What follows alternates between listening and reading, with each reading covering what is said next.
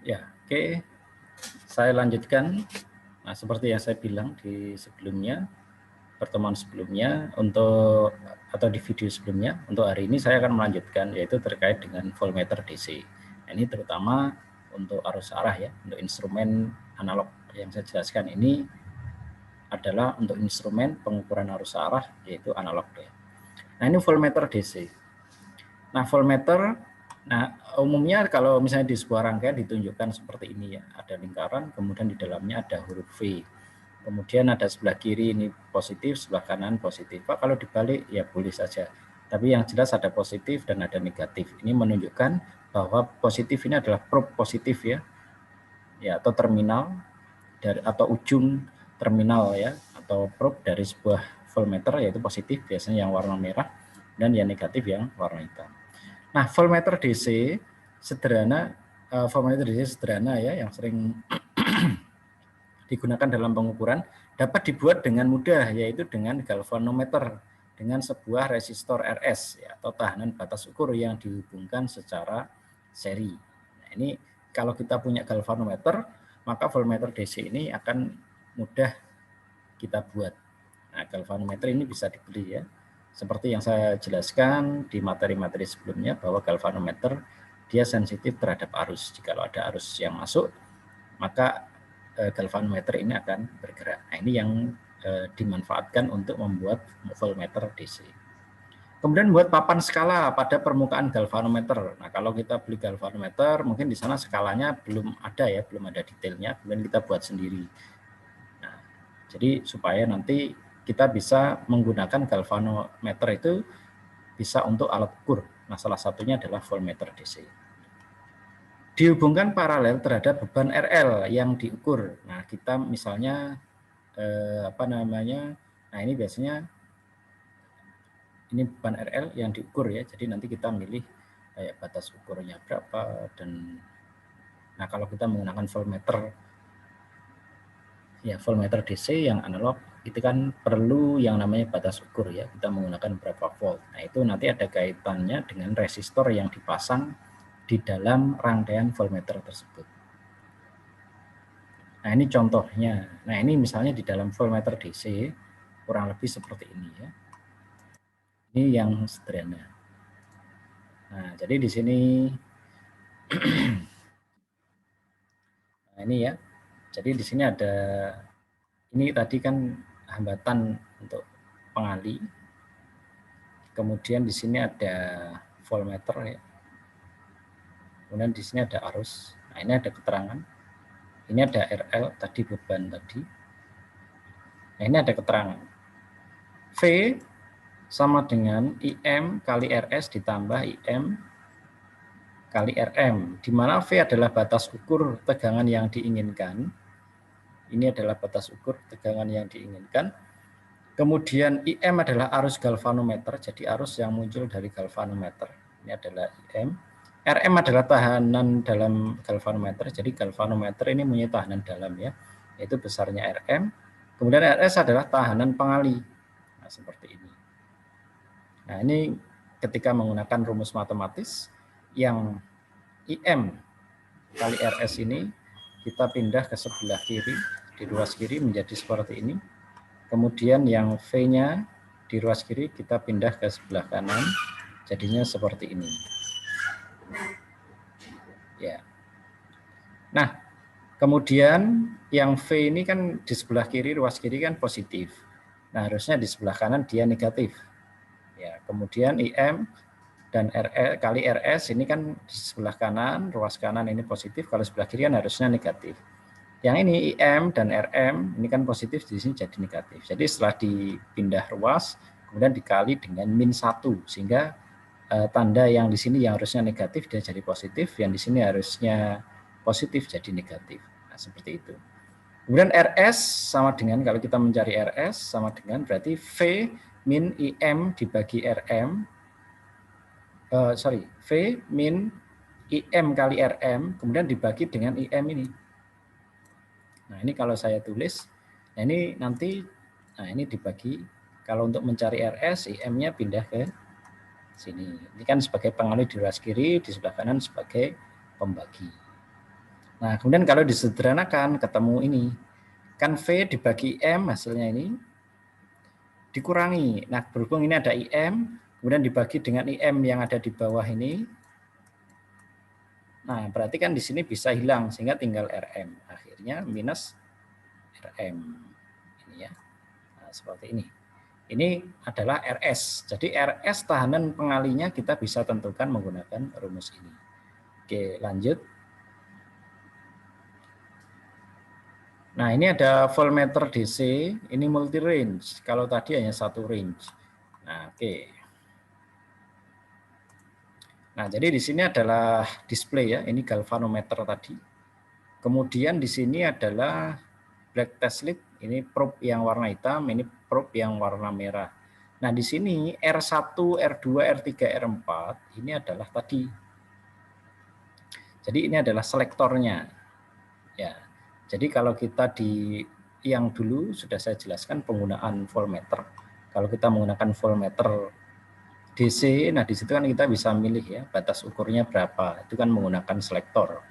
Ya, batas ukur 50 volt, kemudian 25 volt, 250 volt. Nah, itu ternyata di dalam voltmeter tersebut yang membedakan supaya bisa 50, bisa 250, bisa 10 volt, itu adalah hambatannya. Nah, ini R1, R2, R3, dan R4. Nah, ini selektor memindahkan hambatan yang mau dipakai. Nah, kurang lebih seperti itu. Nah, ini ada di dalam voltmeter DC yang analog. Nah, kemudian ini juga ada yang lain lagi, model yang lain. Kalau ini dibuat secara seri, kalau ini kan paralel ya. Jadi ketika selektor kita pindah ke VA, ya ke V4, maka mengenai R1. Kalau kita pindah selektornya ke V3, maka mengenai R2 dan seterusnya. Hanya satu, kita bisa milih resistor mana yang kita gunakan. Sedangkan kalau yang ini sebenarnya pada dasarnya sama. Misalnya di sini kan ada ini selektor ya, ini adalah selektor. Ini batas ukurnya. Ada 1 volt, ada 10 volt, ada 100 volt, dan ada 1000 volt. Nah, kita mau milih batas ukur berapa? Nah, kalau di selektor, misalnya 1 volt. Nah, berarti yang kalau 1 volt berarti terhubung ke sini, kemudian ke R4, ini ke galvanometer. Ini di display yang kita lihat nanti di alat ukur ya, di voltmeter DC. Nah, ini berarti yang dipakai adalah R4 kalau kita menggunakan 1 volt. Kalau kita menggunakan 100 volt berarti kan diarahkan ke sini. Nah, yang digunakan ini R2, R3, dan R4. Dia di seri. Jadi jumlah hambatannya ditotalkan seperti itu. Nah, ini perbedaan kalau ini dia disusun secara seperti ini ya. Jadi tidak ada penjumlahan, ya mirip dengan paralel. Jadi kita tinggal milih R1, R2 atau R3 sehingga di sini diserikan. Kalau misalnya untuk mendapatkan batas ukur dengan voltase yang tinggi.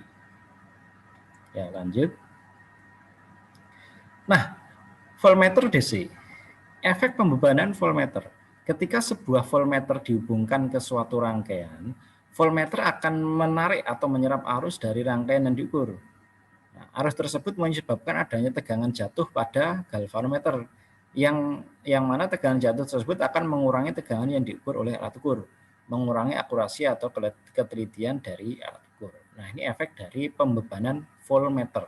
Ingat, kalau voltmeter di dalam sebuah rangkaian, kalau dalam cara pengukurannya voltmeter adalah disusun secara paralel. Kalau amperemeter disusun secara seri. Ya, ini adalah efek pembebanan voltmeter. Nah, ini efeknya seperti ini ya, bisa mengurangi akurasi atau ketelitian dari alat ukur. Voltmeter DC. Nah, ini ketelitian dari voltmeter DC ini dilambangkan dengan KV ya, ini ketelitian voltmeter DC.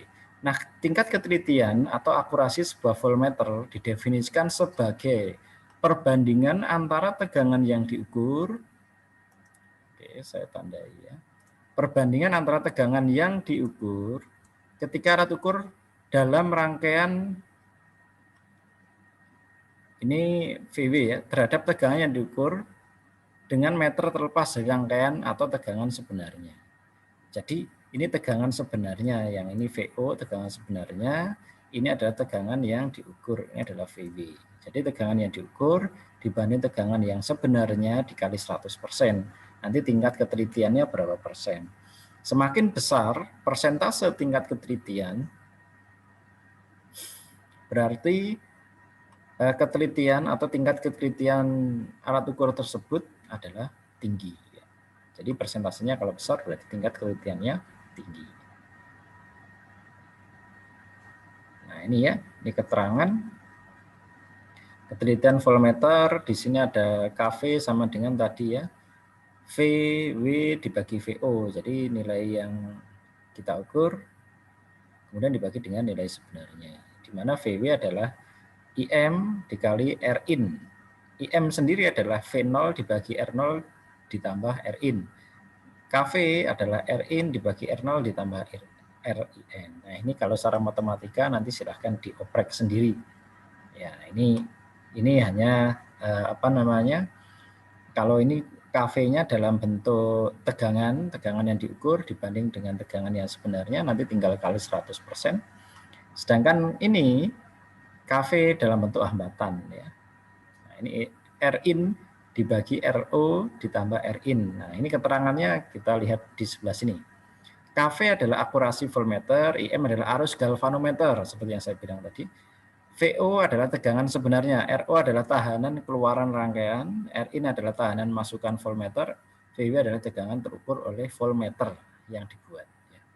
Nah, ini keterangannya. Jadi boleh, cuma yang umum yang atas ini lebih gampang. Ini kalau dalam bentuk hambatan bisa pakai yang bawah. Ini caranya saja menggunakan matematik ya, kemudian ketemu yang bawah. Oke, lanjut. Nah, ini seperti yang sudah saya jelaskan. Bagaimana cara pengukuran voltmeter DC. Nah, jadi ini oke ya. Jadi sebelah kiri adalah nolnya ada di sini. Kalau untuk voltmeter yang kita baca ada di sini ya. Jadi skalanya ini yang sebelah sini. Oke, saya tandain. Ini mengingat kembali. Jadi sorry.